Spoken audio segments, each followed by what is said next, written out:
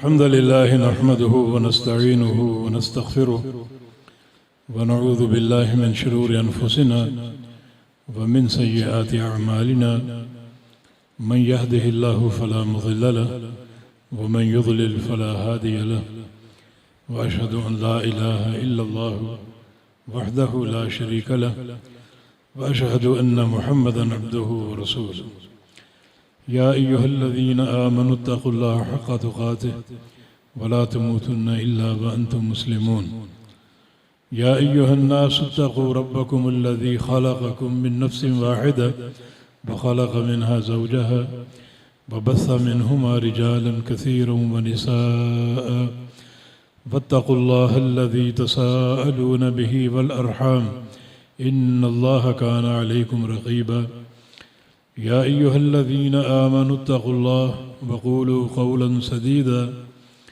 يصلح لكم أعمالكم ويغفر لكم ذنوبكم ومن يطع الله ورسوله فقد فاز فوزا عظيما اللهم صل على محمد وعلى آل محمد كما صليت على إبراهيم وعلى آل إبراهيم إنك حميد مجيد اللهم بارك على محمد وعلى آل محمد كما باركت على إبراهيم وعلى آل إبراهيم إنك حميد مجيد سبحانك لا علم لنا إلا ما علمتنا إنك أنت العليم الحكيم رب اشرح لي صدري ويسر لي أمري واحلل عقدة من لساني يفقه قولي لقد قال الله سبحانه وتعالى بعد أعوذ بالله من الشيطان الرجيم من همزه ونفخه ونفسه بسم الله الرحمن الرحيم إن الذين آمنوا وعملوا الصالحات كانت لهم جنات الفردوس نزلا خالدين فيها لا يبغون عنها حولا وقال رسول الله صلى الله تعالى عليه وسلم نظر الله امرأ سمع مني حديثا فحفظه ووعاه ثم أداه كما سمعه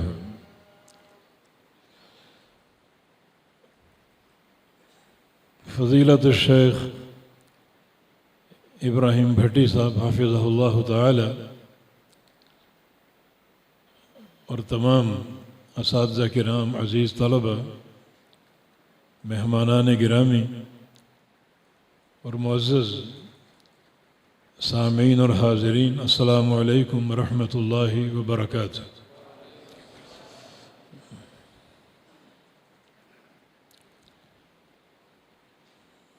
نبی علیہ السلام کے ایک صحابی جن کا نام ہے صفوان ابن عسال المرادی، بنو مراد قبیلے سے تھے اور تاجر تھے۔ نبی علیہ السلام کے شانہ بشانہ 7 جنگیں بھی لڑی تھی۔ تجارت کے سلسلے میں انہیں سفر درپیش ہوتے تھے، تو نبی علیہ السلام کی خدمت میں حاضر ہوئے ایک سوال کرنے کے لیے، جس سوال کا تعلق سفر سے تھا۔ عرض کیا جئتک اطلب العلم،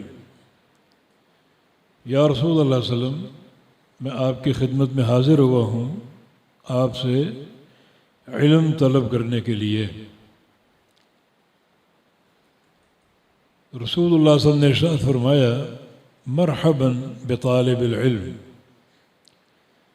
طالب علم کو خوش آمدید، مرحبا اہلاً و سہلاً۔ اس طرح آپ نے ایک طالب علم کا استقبال کیا،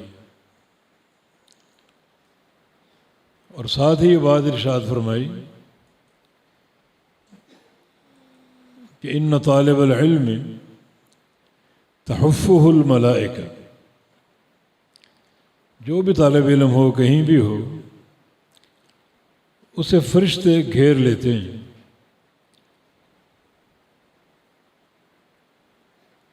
کتنے فرشتے؟ یرکب بعضهم بعضا حتی یبلغ السماء، فرشتے ایک دوسرے پر سوار ہوتے ہیں، ایک فرشتہ اوپر دوسرا، پھر تیسرا، پھر چوتھا، اور اس طرح کرتے کرتے آسمان تک پہنچ جاتے ہیں۔ اتنی تعداد کے فرشتے ایک طالب علم کے استقبال کے لیے آتے ہیں، اس سے دوستی کرتے ہیں، محبت کا اظہار کرتے ہیں، اس کے لیے دعائیں کرتے ہیں۔ اس میں کوئی تعجب کی بات نہیں۔ فرشتوں کی اتنی تعداد ہے کہ آپ اپنی دنیا کے سارے کمپیوٹر اکٹھے کر لیں، اس تعداد کا احاطہ نہیں کر سکتے۔ دیکھیں نبی علیہ السلام کی ایک حدیث ہے کہ ما فی السماوات السبع موضع اربعۃ اصابع الا وملک قائم وملک راکع وملک ساجد واضعا جبہتہ للہ، ساتوں آسمانوں میں ایک 4 انگلی کے برابر جگہ خالی نہیں ہے، ہر جگہ فرشتہ موجود۔ اب تھوڑا سا آپ آسمانوں کے سائز پر غور کریں۔ ہماری یہ زمین ہے، سورج اس سے کروڑہا گنا بڑا، اور یہ سورج آسمانوں کے مقابلے میں ایک ٹکیا سی ہے، چھوٹی سی، اور یہ ایک نہیں 7 آسمان ہیں، اور 7 آسمانوں میں 4 انگلی کے برابر خالی جگہ نہیں ہے۔ کہیں فرشتہ قیام میں کھڑا ہے، کہیں رکوع میں، اور کہیں سجدے میں۔ اب کتنی تعداد ہوگی؟ یہ تو وہ فرشتے ہیں جو آسمانوں میں کھڑے ہیں اور اللہ تعالیٰ کی مسلسل عبادت کرنے کی ڈیوٹی انجام دے رہے ہیں۔ جو فرشتہ قیام میں ہے وہ قیامت تک قیام میں رہے گا، جو رکوع میں ہے وہ قیامت تک رکوع میں رہے گا، جو سجدے میں ہے وہ قیامت تک سجدے میں رہے گا۔ اس طرح صدیوں کی عبادت ہے۔ اور اوپر چلے جائیں، قرآن نے کچھ فرشتوں کی خبر دی ہے، حاملین عرش ومن حولہ، اللہ کے عرش کو اٹھائے ہوئے اور وہ فرشتے جو اللہ کے عرش کے ارد گرد ہیں، وہ کتنے ہوں گے؟ عرش آسمانوں سے بھی بڑی مخلوق ہے، بلکہ سب سے بڑی مخلوق ہے، جس پر خالق کائنات مستوی ہے۔ تو جو فرشتے اس عرش کے چاروں طرف موجود ہیں، پھیلے ہوئے ہیں، انہیں کروبین کہا جاتا ہے۔ کتنی تعداد ہوگی؟ کچھ اور فرشتے ہیں جو اور ڈیوٹی کے لیے پیدا کیے گئے، اور وہ ڈیوٹی ہے بیت المعمور میں نماز پڑھنے کی۔ فرمایا کہ جب سے یہ مسجد بنی ہے فرشتوں کی 7ویں آسمان پر، روزانہ 70,000 فرشتے اس مسجد میں نماز ادا کرتے ہیں۔ جس فرشتے نے ایک بار نماز پڑھ دی اس کی قیامت تک باری نہیں آئی۔ کتنی تعداد ہے؟ کچھ فرشتے اللہ نے پیدا کیے ہیں قیامت کے دن ایک ڈیوٹی انجام دینے کے لیے۔ نبی علیہ السلام کی حدیث ہے کہ یؤتی بجہنم یوم القیامہ ومعها 70,000 زمام علی کل زمام 70,000 ملک، جہنم کو قیامت کے دن کھینچ کے لایا جائے گا اس طرح کہ جہنم میں 70,000 لگامیں ہوں گی، 70,000 لگاموں سے اسے کھینچا جائے گا۔ ہر لگام پر 70,000 فرشتوں کی ڈیوٹی ہوگی اس کو کھینچنے کے لیے۔ اب تقریباً 4 ارب 49 کروڑ تو یہی ہو گئے، تو بڑی تعداد ہے، بڑی تعداد۔ ایک طالب علم کا اعزاز آپ دیکھیں کہ اللہ تعالیٰ کے فرشتے اسے گھیر لیتے ہیں، اپنے پروں کا سایہ کرتے ہیں، خوشی کا اظہار کرتے ہیں، محبت کرتے ہیں، رحمت اور مغفرت کی دعائیں کرتے،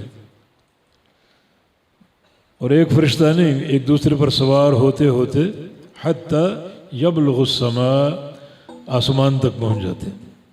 یہ ایک طالب علم کا اعزاز ہے۔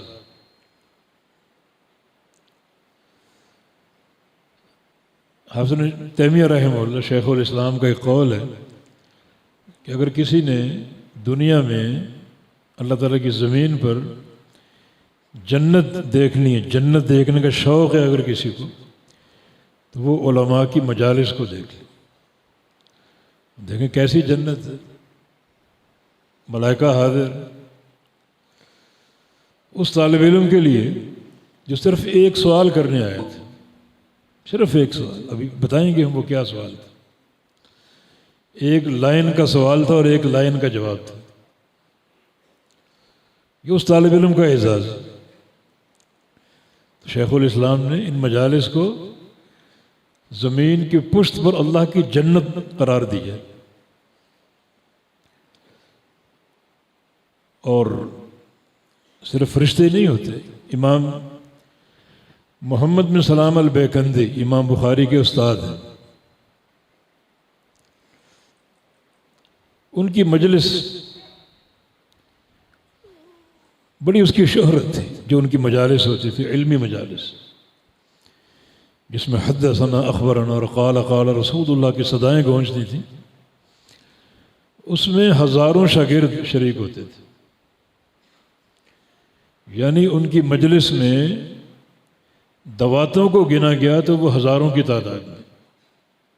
دوات آپ جانتے ہیں، جس میں روشنائی ہوتی، اور ایک ایک دوات میں 4 5 5 طلبہ شریک ہوتے، ہزاروں دواتیں، سینکڑوں مستملی۔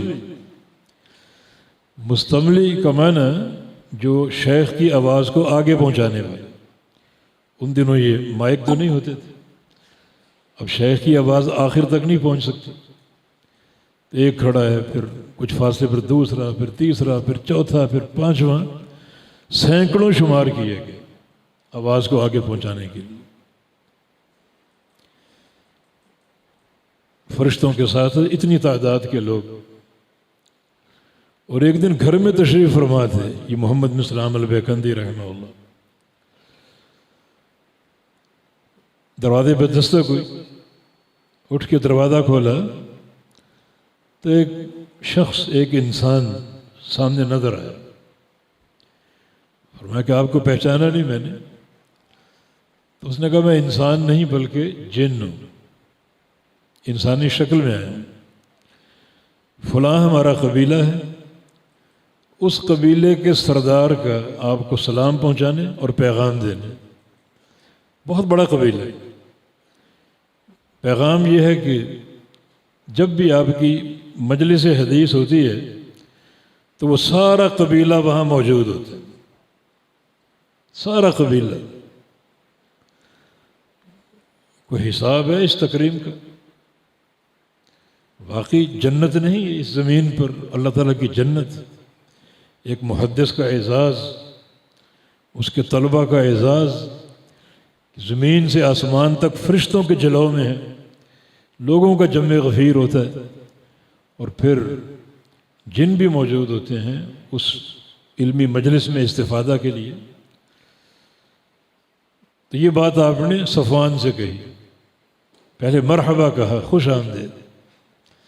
مرحبا کا معنی آپ جہاں بھی جائیں، جیسے یہاں آئے ہیں تو آپ کو کشادہ زمین ملے، وسعت، کشادگی، کوئی تنگی نہ ہو، کوئی پریشانی نہ ہو، خوشی ہو، راحت ہو، یہاں بھی اور جہاں بھی آپ جائیں۔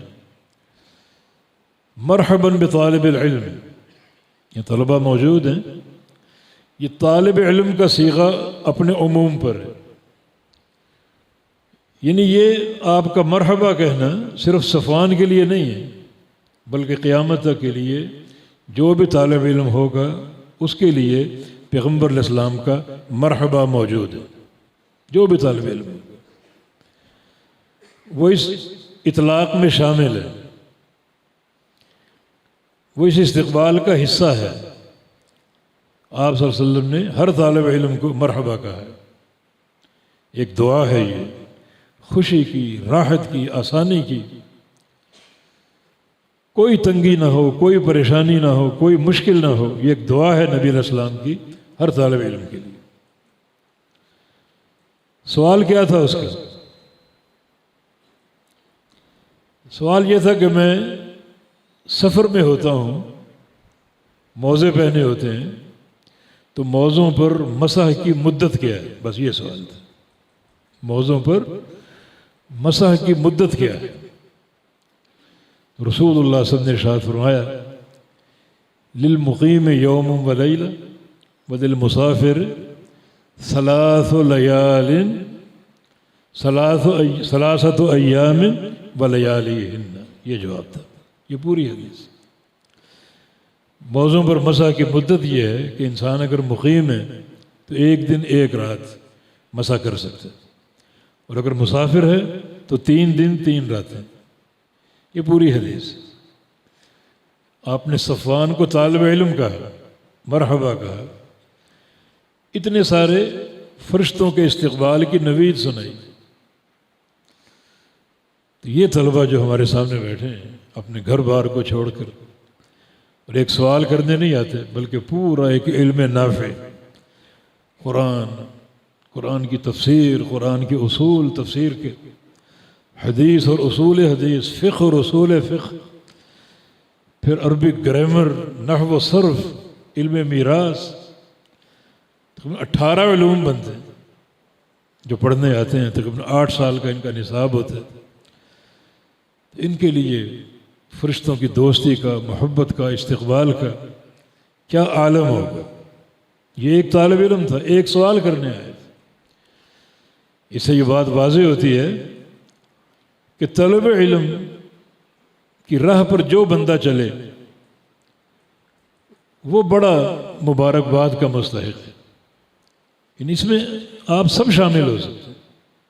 طالب علم صرف وہ نہیں ہے جو 8 سال ایک ادارے میں گزارے، اس کی تو شان ہی الگ ہے. لیکن آپ چاہیں، اب یہ ایک مجلس ہے جس میں علماء نے دروس دیے، خطابات کیے. آپ گھر سے آئے، آپ کی نیت طالب علم کی تھی، آپ طالب علم ہیں. فرشتے آپ کا راہ دیکھ رہے تھے، فرشتوں نے آپ کا استقبال کیا، آپ طالب علم ہیں. اگر واقعی طالب علم کی نیت ہے، اخلاص ہے، تو یقیناً جو نبی علیہ السلام کی ایک خوشخبریاں ہیں، جو آپ نے یہ سعادت کا ایک پروگرام دیا طالب علم کے لیے، یقیناً وہ حاصل ہے. طالب علم کی نیت سے آنے والا، آپ جمعہ پڑھنے جاتے ہیں، صرف جمعے کی نماز مقصود نہیں ہے. مقصود یہ ہوتا ہے کہ ایک عالم کا خطاب بھی سنیں گے، اس کا درس سنیں گے، خطبہ جمعہ سنیں گے، کچھ کتاب و سنت کی باتیں ہمارے سامنے آئیں گی. تو آپ جمعہ پڑھنے جا رہے ہیں جمعہ کا ثواب لینے کے لیے، اور ایک عالم کی گفتگو، کتاب و سنت کی باتیں سننے کے لیے. آپ طالب علم ہیں، اور یقیناً جمعے کے اجر کے علاوہ جو طالب علم کی نیت ہے وہ آپ کو حاصل ہوگی. یا کوئی مشکل درپیش ہے، کوئی سوال آپ نے کرنا ہے، جیسے صفوان بن عسال نے سوال کیا. ایک عالم کے پاس آپ جا رہے ہیں سوال کرنے کے لیے، سوال لے کر. آپ طالب علم ہیں، آپ کا اپنے قدموں سے چل کر جانا بڑا بابرکت ہے. اور نبی علیہ السلام کا ارشاد گرامی، من سلک طریقا یلتمس فیہ علما سہل اللہ لہ بہ طریقا الی الجنہ. جو شخص ایک راہ پر چلے طلب علم کے لیے، ایک راہ پر چلے، نیت طلب علم. طلب علم کی نیت ہمیشہ اپنے دل میں رکھو. دیکھیں مسجد میں 5 اوقات میں آپ جاتے ہیں نماز پڑھنے کے لیے. خالی نماز کی نیت نہ ہو، دین میں بڑی کشادگی، بڑی کشادگی. آپ ایک نیت نماز کی کر لیں، دوسری یہ نیت کر لیں کہ ممکن ہے کوئی بزرگ آیا ہو، کوئی عالم آیا ہو، کوئی درس ہو، وہ بھی سنیں گے. اور سنا کریں. یہ تکبر کا راستہ چھوڑ دیں. یہ علماء کے دروس صرف غریبوں کے لیے نہیں ہے، یہ مالداروں کے لیے بھی، ان کے لیے زیادہ ضروری، جو علماء کی مجالس میں بیٹھنا گوارا نہیں کرتے. آپ نے اتنی فضیلتیں سن لی، اس کے بعد اس سے منہ موڑنا پرلے درجے کی حماقت ہوگی۔ آپ گھر سے نیت لے کر نکلیں، نماز پڑھیں گے با جماعت، نماز کا ثواب، ہر قدم آپ کا گنا جائے گا، ہر اٹھے قدم کے ساتھ جنت میں ایک درجہ اونچا ہوگا، اسی قدم کو ٹیکیں گے زمین پر تو ایک گناہ معاف ہو جائے گا۔ یہ نماز میں جانے کا ثواب ہے۔ پھر آپ کی نیت کیا ہے؟ ہو سکتا کوئی درس ہو، اور بعض مساجد میں نمازوں کے بعد مستقل دروس ہوتے ہیں، اسے سننے کی بھی نیت کر لیں گھر سے، ایک طالب علم بن جائے۔ جو طالب علم کا مقام ہے وہ آپ نے سن لیا، ایک نیت اور کر لیں کہ فلاں بھائی بیمار ہے، ہو سکتا ہے وہ حاضر ہوا ہو، اس کی بیمار پرسی بھی کر لیں۔ پھر کیا ہوگا؟ پھر یہ ہوگا کہ لا یزال فی مخرفۃ الجنہ، پھر آپ زمین پر نہیں چل رہے بلکہ جنت کے باغیچوں میں چل رہے۔ نبی اسلام کی حدیث ہے، جو اپنے بیمار بھائی کو دیکھنے جائے تو وہ زمین پر نہیں بلکہ جنت کے باغیچوں میں چلتا ہے۔ فرشتے قدموں کو دیکھنے، طبت و طاب ممشاک، تو اچھا رہے ہمیشہ اور تیرے قدم ہمیشہ بابرکت رہے۔ اور نبی علیہ السلام کی حدیث ہے، اگر شام کو اپنے بیمار بھائی کی بیمار پرسی کی، صبح ہونے تک 70,000 فرشتے اس کے لیے دعا کریں، اور اگر صبح کو اپنے بیمار بھائی کی بیمار پرسی کی تو شام ہونے تک 70,000 فرشتے اس کے لیے دعا کریں۔ دین اسلام میں کوئی کمی ہے؟ میرے رب کی رحمتوں میں، برکتوں میں کوئی کمی ہے؟ بڑے خزانے، یہ ساری نیتیں کر لیں۔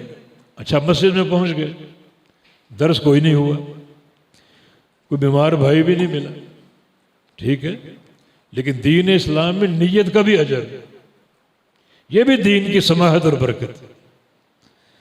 درس ہو گیا تو نیت کا اجر، درس سننے کا اجر، طالب علم کا اجر، بیمار بھائی مل گیا، بیمار پرسی کا اجر، اور اگر کچھ نہ ہوا، نہ کوئی درس ہوا، نہ کوئی بیمار بھائی ملا، تو نیت کا اجر، وہ تو ہے ہی ہے۔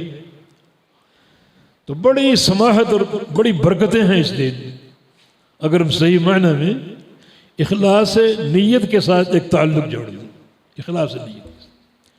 تو اللہ کے پیارے پیغمبر فرما رہے ہیں، جو ایک راہ پر چلے طلب علم کے لیے، تو اب واضح یہ ہوا کہ اس سے مراد یہ صرف طلبہ ہی نہیں، یہ بھی ہیں، یہ زیادہ ہیں، ان کا تو مقام ہی کچھ اور ہے، جنہوں نے 8 سال قربان کر دیے، ان کے والدین نے جدائی برداشت کی، اپنے بچوں کے لیے دینی درسگاہ میں بھیج دیا، ان کا تو مقام اس تک کوئی پہنچ ہی نہیں سکتا، لیکن ہر شخص طالب علم ہو سکتا ہے، ہر شخص۔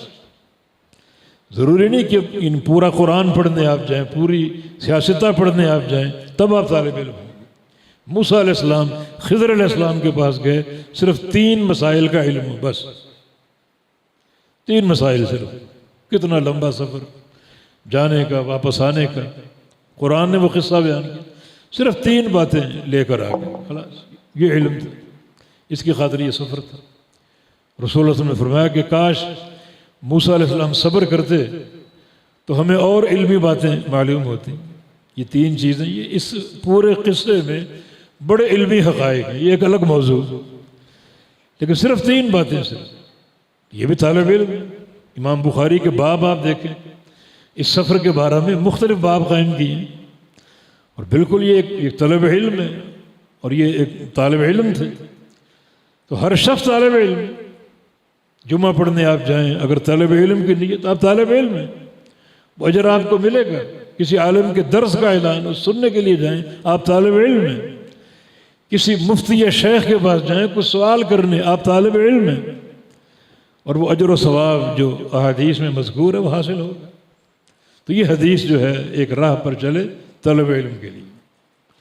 اس بارے میں، اس حدیث کے بارے میں آخری گزارش پیش کرنی ہے تاکہ پروگرام وقت پر ہم سمیٹ لیں۔ یہ جو ایک راہ پر چلنا ہے طلب علم کی راہ پر، اس کے 2 معنی ہیں۔ ایک بڑے محدث گزرے، علامہ ابن رجب البغدادی رحمہ اللہ، انہوں نے بخاری کی شرح بھی لکھی، فتح الباری کے نام سے، وہ بھی بڑا عظیم علم تھا ان کے پاس۔ یہ فرماتے ہیں کہ جو علم کی راہ پر چلنا ہے، اس کی 2 تفسیریں، 2 معنی اس کے۔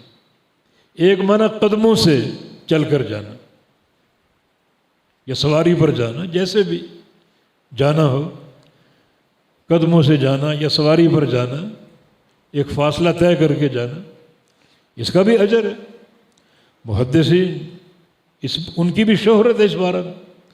جابر رضی اللہ عنہ ایک حدیث سننے کے لیے مدینے سے شام گئے تھے، عبداللہ بن انیس کے پاس، ایک حدیث صرف۔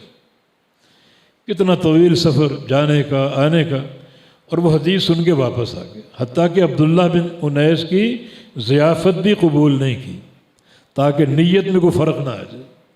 نیت اس حدیث کو سننے کی تھی، سن لی، بس اسی نیت کے تحت یہ سفر اپنا قائم کرنا چاہتا ہوں۔ ان کا کھانا، ان کی ضیافت بھی قبول نہیں کی، ایک حدیث کی خاطر۔ تو یہ مشی بالاقدام، قدموں سے چل کر جانا، قدموں سے چل کر جانا۔ بقی بن مخلد، اندلس کی سرزمین کے محدث، اندلس سے بغداد آئے امام احمد بن حنبل سے ملنے کے لیے، 7 حدیثیں سننے کے، صرف 7 حدیثیں، اور وہ 7 حدیثیں ان کے پاس موجود تھیں۔ یہ ایک تعجب کی بات ہے، 7 حدیثیں ان کے پاس موجود تھیں، پھر سننے کے لیے آگے، کس لیے؟ اللہ اکبر، سند عالی لینے کے لیے، بس امام احمد کی سند حاصل کرنے کے لیے جس میں علو تھا۔ مثلا یوں سمجھیں کہ وہ حدیثیں ان کے پاس تھیں، مگر ان کے اور نبی علیہ السلام کے درمیان ان حدیثوں کے تعلق سے 5 واسطے تھے۔ حدثنا فلان، حدثنا فلان، فلان فلان فلان، 5 واسطے، قال قال رسول اللہ۔ انہیں پتہ چلا کہ یہی 7 حدیثیں امام احمد کے پاس بغداد میں ہیں 3 واسطوں کے ساتھ۔ وہ ایک واسطہ کم کرنے کے لیے نکلے، ایک واسطہ کم کرنے کے لیے۔ وہ متن سارے موجود تھے ان کے پاس، صرف ایک واسطہ کم کرنے کے لیے اندلس سے بغداد تک کا سفر کیا۔ اور قصہ وہ طویل ہے، میں اس طرف نہیں جاتا۔ جب بغداد پہنچے تو امام احمد بن حنبل جیل میں ڈال دیے گئے تھے، یہ خلق قرآن کے فتنے میں جیل میں ڈال دی۔ بڑا افسوس ہوا کہ مقصد جو جس کے لیے آیا تھا اتنی دور سے، اب وہ کیسے حاصل ہو؟ وہاں تک پہنچنا ممکن نہیں تھا، لیکن کوشش کر کے اس کمرے تک پہنچ گئے جہاں امام احمد بن حنبل قید تھے، اور آواز لگا رہے ہیں بھیک مانگنے کی، اللہ کے لیے اجر، اللہ سے اجر، الاجر من اللہ، اجر من اللہ، اللہ سے اجر لے لو، اللہ سے اجر لے لو۔ تاثر یہ دے رہے ہیں مجھے کچھ بھیک دو اور بھیک دے کر اللہ سے اجر لو، مگر دل میں یہ تھا کہ جو بھی کلفت ہے ان حدیثوں کو طلب کرنے کی، ایک ہی مقصد ہے کہ اللہ سے اجر مل جائے۔ اب فقیروں کو کوئی روک ٹوک نہیں ہوتی، اس کمرے تک پہنچ گئے۔ امام احمد بن حنبل بقی بن مخلد کی آواز پہچان، بقی تم یہاں؟ عرض کیا کہ یہ مدعا ہے، وہ 7 حدیثیں مجھے سنا دیجیے۔ فرمایا اگر ساری حدیثیں آج ہی سنو گے تو تمہارا قیام لمبا ہو جائے گا، لوگوں کو شک گزرے گا، تم گرفتار ہو سکتے ہو، اب تم چلے جاؤ، 2 4 6 دن کے بعد آنا، ایک حدیث سننا، پھر 2 4 دن بعد آنا، دوسری حدیث سننا۔ ہیلا وہی تھا، اپنے فقیرانہ لباس پہنتے، ہاتھ میں کشکول گدائی پکڑتے، اور اجر من اللہ، اجر من اللہ کرتے کرتے اس کمرے تک پہنچ جاتے۔ اندر امام احمد بن حنبل موجود ہوتے، حدثنا فلان اخبرنا فلان قال قال رسول اللہ، حدیث ایک پوری کی اور پھر وہ روانہ ہو جاتے۔ اس طرح 7 حدیث سنی۔ من سلک طریقا یلتمس فیہ علما، یہ مبارک علم، یہ سلسلہ عالیہ سند کا جو پیغمبر علیہ السلام تک پہنچتا ہے، اور پیغمبر علیہ السلام سے پھر جبریل امین کے واسطے سے اللہ رب العزت تک پہنچتا ہے۔ وَاعْتَصِمُوا بِحَبْلِ اللَّهِ جَمِيعًا، یہ کتاب و سنت اللہ کی رسی ہے۔ عبداللہ بن عباس فرماتے ہیں کہ طرفوا بِيَدِ اللَّهِ وَطَرَفوا بِأَيْدِيكُمْ، اس رسی کا اوپر کا سرا اللہ کے ہاتھ میں ہے، نیچے کا سرا آپ کے ہاتھ میں ہے۔ اس رسی سے منسلک ہو جاؤ کتاب و سنت کے علم کے ساتھ، تو آپ اس سہارے کو تھام لیں گے جس کو اللہ نے تھاما پکڑا ہوا۔ اور یہ ہے سند، یہ ہماری سند ہے، یہ ہمارا امتیاز ہے، ان مدارس کا امتیاز ہے۔ ان مدارس میں ہر بات سند کے ساتھ، ہر بات سند کے ساتھ۔ ان مدارس کے ہمارے اساتذہ، ان سب کی سند متصل ہے جناب محمد الرسول اللہ صلی اللہ علیہ وسلم۔ یہ ہمارا تمیز ہے۔ چنانچہ یہ پاکیزہ علم حاصل کیا، اور بعض کتب میں نے یہ پڑھا کہ جب اندلس واپس پہنچے تو اندلس کے لوگ ان کے منتظر تھے، بقی بن مخلد کے، کہ بقی گئے ہیں تو بڑا علم لے کر آئیں گے ہمارے لیے۔ حدیثیں صرف 7 تھی۔ پہنچے، مسجد جامع میں نماز پڑھی، لوگ ارد گرد بیٹھ گئے۔ بقی کیا لائے ہو ہمارے لیے، سناؤ ہمیں۔ فرمایا کہ لقد جئتکم بعلم لا یمنعہ الا الدجال، ایک ایسا علم لے کر آیا ہوں جس کا انکار کرنے والا صرف دجال ہی ہو سکتا ہے، دجال اس کا انکار کر سکتا ہے۔ یہ بھی ایک شان ان طلب علم، یحییٰ بن معین بستر مرگ پر آخری سانسیں گن رہے، کسی عزیز نے پوچھا ماذا تشتہی، آپ کیا چاہتے ہیں، کیا چاہت آپ کی؟ اس کا مقصد یہ تھا کہ مریض ہے، کچھ سانس اکھڑ رہی ہو، کچھ کھانے کو، کچھ پینے کو، کوئی فروٹ طلب کر لے، کچھ جوس طلب کر لے، کیا چاہتے ہیں؟ کہا 2 چیزیں، بیت خال و سند عال، اب بھی مجھے خالی گھر مل جائے اور عالی سند مل جائے۔ خالی گھر اور عالی سند۔ خالی گھر کیوں؟ تاکہ اکیلا بیٹھوں اور کوئی ڈسٹرب کرنے والا نہ ہو، احادیث پر غور و خوض کروں، مسائل کا استخراج کروں، استنباط کروں، اس لیے خالی گھر۔ اور اب بھی مجھے اگر پتہ چلے کہ سفر کر کے جانے سے فلاں مقام پر، بصرہ میں، بغداد میں، حجاز میں کسی محدث کے پاس سند عالی مل سکتی ہے، تو اس کلفت کے باوجود، اس کمزوری اور نقاہت کے باوجود اب بھی میں جانے کے لیے تیار ہوں وہ سند عالی حاصل کرنے کی۔ تو یہ ایک منسالہ کا طریق ہے، ایک راہ پر چلے جیسے محدثین چلے، طویل و عریض سفر کی، بعض اوقات چلتے چلتے راستے میں وہ علاقہ آ جاتا ہے جہاں برف پڑی ہوئی، اب برف پر کیسے چلیں، لیکن اللہ کی رضا کے لیے چل پڑتے۔ ایسے ایسے واقعات بھی ہیں جب برف کے علاقے کو عبور کیا تو ایک ٹانگ شل ہو چکی تھی، اس کو کٹوانا پڑا اس کو۔ یہ ان کی محنت ہے کہ ہمارے پاس آج یہ ساری کتابیں موجود ہیں، ہمیں کوئی کلفت نہیں ہے، بس چند پیسے خرچ کیے اور لائبریری اپنی سیٹ کر لی، بنا لی، کتابیں ہی کتابیں، کتابیں ہی کتابیں۔ وہ دور ایسا نہیں تھا۔ جس محدث کے پاس مسند احمد کی ایک جلد ہوتی وہ فخر کیا کرتا تھا کہ میرے پاس امام احمد بن حنبل کی مسند کی ایک جلد ہے، فخر کیا کرتا تھا۔ اور آج ہم جیسے فقیروں کے پاس مسند احمد کے کئی نسخے ہیں، کئی سیٹ موجود ہیں۔ یہ ان کی محنتوں کا نتیجہ، تو ان کا سلوک طریق، ایک راہ پر چلنا طلب علم کا راستہ۔ دوسرا معنی اس کا یہ ہے جو علامہ ابن رجب نے کیا کہ طلب علم کی راہ پر چلنا معنی اس پروگرام پر چلنا جس پروگرام پر چلنا ضروری ہے طلب علم کے لیے۔ وہ پروگرام نبی علیہ السلام کی ایک حدیث میں جو میں نے شروع میں پڑھی، آپ نے جو آخری حج کیا اپنا، ایک ہی حج کیا آخری، حجۃ الوداع، میدان مینا میں تھے، مسجد خیف میں آپ نے ظہر کی نماز پڑھی اور پھر آپ نے کھڑے ہو کے خطبہ ارشاد فرمایا۔ اس میں ایک دعائیہ جملہ، نظر اللہ امرا سمع مقالتی یا سمع منی حدیثا حافظہ ووعاہ فاداہ کما سمع، اے اللہ اس شخص کا چہرہ تر و تازہ کر دینا، اس شخص کا چہرہ تر و تازہ کر دینا جو میری ایک حدیث سن لے، ایک حدیث سن لے، فحافظہ ہو، اس کو حفظ کر لے، یاد کر لے، ووعاہ ہو، اس کو سمجھ لے، ثم اداہ کما سمع ہو، پھر اس کو آگے پہنچا دے، جیسے سنا ویسے آگے پہنچا دے۔ اس حدیث میں طلب علم کی 4 بنیادیں ہیں۔ ایک ہے سماع علم، سمع منی حدیثا، میری حدیث سنے، سماع، علم کا سماع۔ یہ علم کا سماع کس سے ہوتا ہے؟ اساتذہ سے، مشائخ سے، محدثین سے۔ یعنی بغیر سماع کے طلب علم کا کوئی تصور نہیں۔ علماء کے پاس جانا، مشائخ کے پاس جانا، علماء مشائخ کہاں بیٹھے ہیں ان مدارس کو قائم کر کے.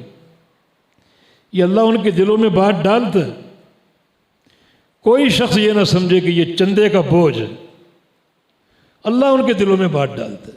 یہ ادارہ قائم ہو, اس میں علماء بیٹھیں اور طلبہ ان کے پاس آئیں, ورنہ کہاں جائیں گے طلبہ. یہ ان علماء کا جو مدارس بناتے ہیں امت پر ایک احسان ہے کہ ایک ہی مقام پر علماء کی ٹیم مل جاتی ہے. 10 20 علماء. آپ آئیے, بچوں کو لائیے, سپرد کیجیے, اور یہ علماء مستعد ہیں ان کو پڑھانے کے لیے. اللہ کی حجت قائم. باقی سارے علوم اور فنون اس میں آپ پیسہ خرچ کرتے ہیں, یہاں کچھ نہیں خرچ کرتے. یہ دین کی آسانی. ایک ڈاکٹر بنتا ہے کتنا پیسہ خرچ کر, انجینئر بنتا ہے کتنی فیسیں دے کر. آپ ایک وکیل سے کو 5 منٹ بات کریں آپ سے فیس لے گا وہ. ایک ڈاکٹر سے آپ 10 منٹ بات کریں آپ سے فیس لے گا. کسی عالم نے آپ سے فیس طلب کی ہو, ٹیلی فون پر گھنٹوں آپ بات کرتے ہیں, یہ مسئلہ, کبھی کسی فیس کا مطالبہ کیا ہو. یہ دین کا سمجھے کہ آپ کے کندھوں پر اللہ کی حجت قائم. اب بھی اگر تم طلب علم نہیں کرتے تو پھر یہ تمہاری بد نصیبی تمہاری. تو علم کا سماع علماء سے ہوگا. علماء کہاں ہیں؟ علماء مدارس میں تشریف فرمائیں. بچوں کو لاؤ, خود آؤ, پڑھو. کوئی رکاوٹ نہیں, بلکہ مدارس بچوں کے لیے محنت کر کے ان کے سارے اخراجات کا حصول یقینی بناتے ہیں. ان کو خوراک مہیا کرتے ہیں, لباس مہیا کرتے ہیں. یہ سارا معاملہ بڑا بابرکت ہوتا ہے. تو سماع علم کے لیے علماء کے بغیر علم کی بنیاد ناقص ہے, بلکہ ناقابل قبول ہے بالکل. ایک طالب علم, یہ بچوں نے تقریر کی, ہم تو نہیں جانتے, نہ آپ جانتے نہ میں جانتا ہوں, لیکن ہم یہ سوچیں گے کہ ان کا مشرب کیا ہے. ان کا مشرب ان کے اساتذہ سے معلوم ہوگا. یہ شاگرد ہیں شیخ بھٹی صاحب کے, اور بھٹی صاحب کا مشرب دنیا جانتی ہے, ان کا عقیدہ دنیا جانتی ہے, ان کا منہج دنیا جانتی ہے, ان کا عمل دنیا جانتی ہے, ان کا اخلاص دنیا جانتی ہے. تو اس تعلق سے یہ طلبہ ہمارے لیے معروف ہو گئے. اب ان کو سننا ممکن ہے, کہیں بھیجنا ممکن ہے, خطبہ دیں, درس دیں. کیونکہ ان کا مشرب ہمیں معلوم ہے, ان کا منہج ہم جانتے ہیں ان کے اساتذہ کے ذریعے. اس پر لمبی باتیں اور بھی ہو سکتی, لیکن اس پر آخری بات یہ عرض کروں گا کہ اب ایسے کچھ لوگ جن کے اساتذہ معلوم نہیں, اور وہ قوم کے سروں پر سوار, کوئی غامدی کے روپ میں, کوئی جہلمی کے روپ میں, کہاں سے پڑھ کر آئے, کون ان کے مشائخ ہیں, کن مدارس میں وہ بیٹھے, کچھ معلوم نہیں, بلکہ ہے ہی نہیں کچھ. نبی علیہ السلام نے فرمایا کہ سمع منی حدیث کو سنیں, اور سننا اساتذہ سے. آگے وعاہا کی شرط بھی ہے, اس کو سمجھے. تو سمجھنا کیا ہے؟ یہ فہم آپ کا ذاتی ہے. یہ دین آپ کے گھر کی لونڈی ہے کیا؟ جیسا مرضی سمجھیں, جیسا مرضی بیان کر دیں؟ نہیں. ان مدارس میں جو علماء ہیں انہوں نے دین کا فہم لیا اپنے اساتذہ سے, انہوں نے لیا اپنے اساتذہ سے, انہوں نے لیا اپنے اساتذہ سے, انہوں نے لیا اپنے اساتذہ سے.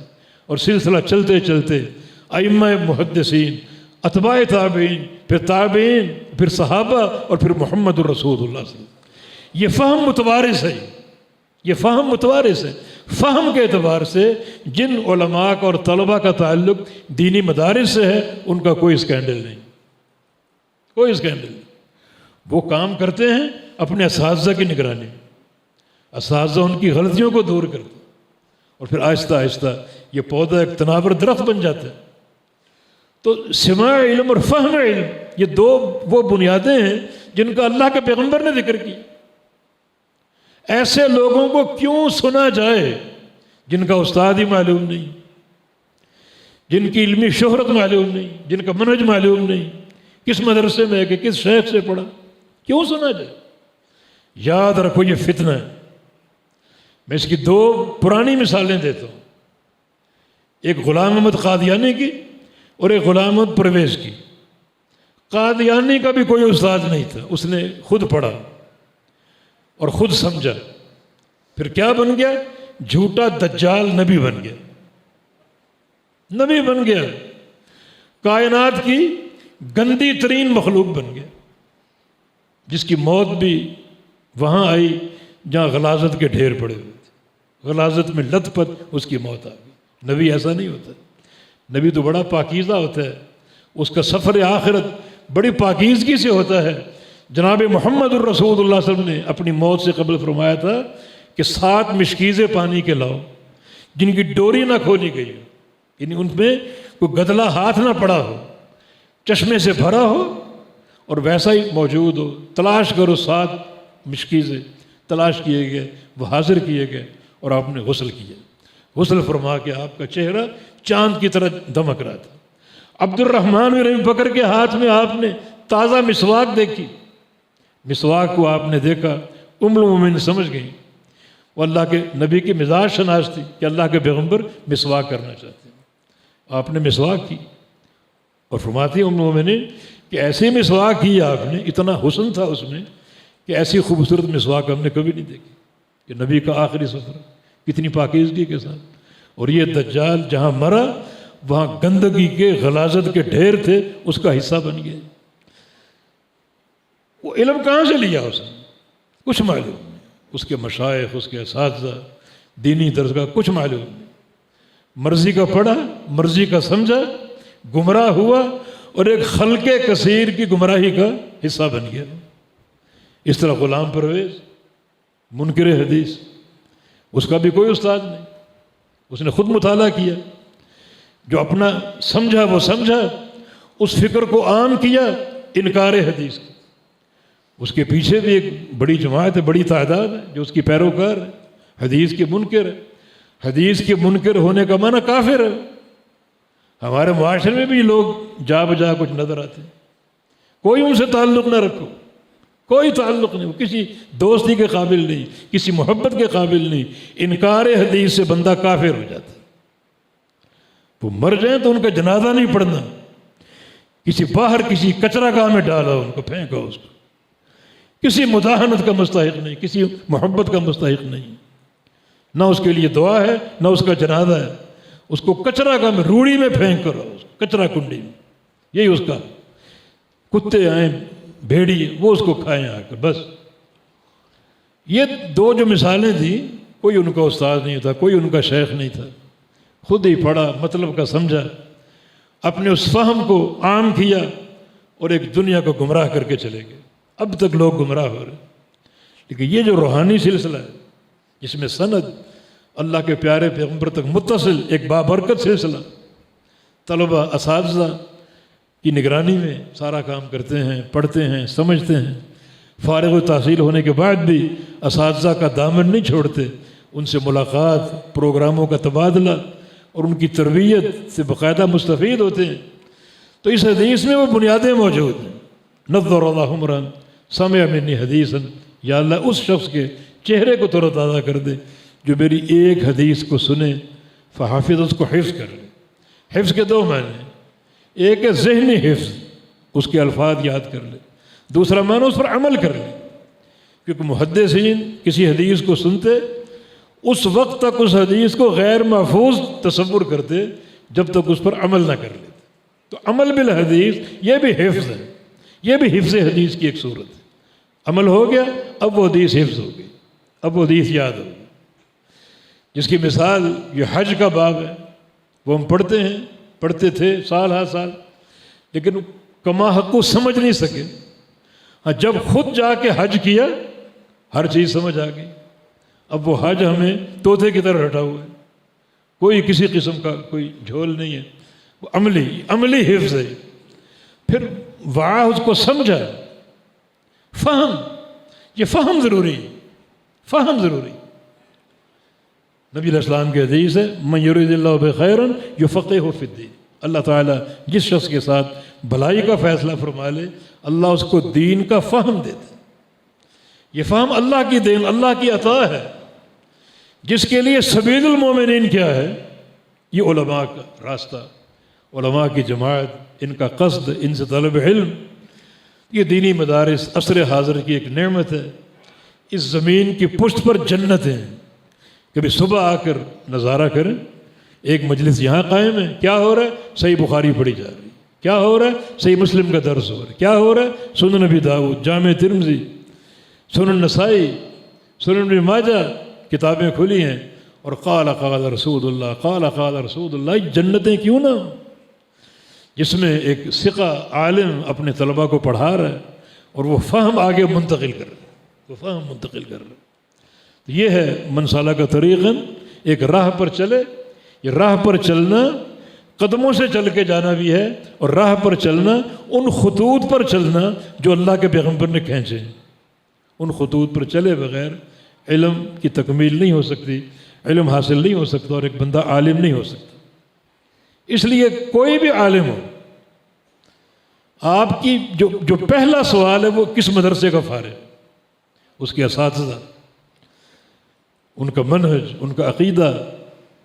بڑا یہ اطمینان کا راستہ. یہ چیز اگر معلوم نہیں ہے، بلکہ حافظ بن صلاح رحمہ اللہ یہ اصول حدیث، یہ فن کے مدون ہیں. وہ فرماتے ہیں کہ طلب علم میں استفادہ کی شرط ہے. استفادہ کا معنی ہر طالب علم معلوم ہو یہ کہاں سے پڑھ کر آیا ہے، کن مشائخ سے پڑھ کر آیا. آپ کتب رجال اٹھائیں، راوی رواد کے تراجم کیا ہیں؟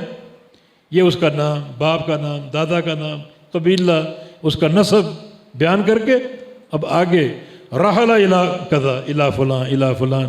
اس نے علمی سفر کیا، بغداد کیا، کوفہ کیا، حجاز گیا، یہ ماوراء النہر گیا، اور یہ شام میں گیا، بصرہ میں گیا، اور وہاں کے محدثین سے علم حاصل کیا.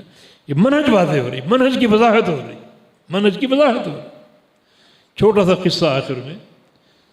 سفیان ثوری رحمہ اللہ بصرہ گیا. وہاں ربیع بن سبیع نامی ایک مدرس تقریریں کرتا تھا، درس دیتا تھا، اور لوگ اس کو سنتے تھے.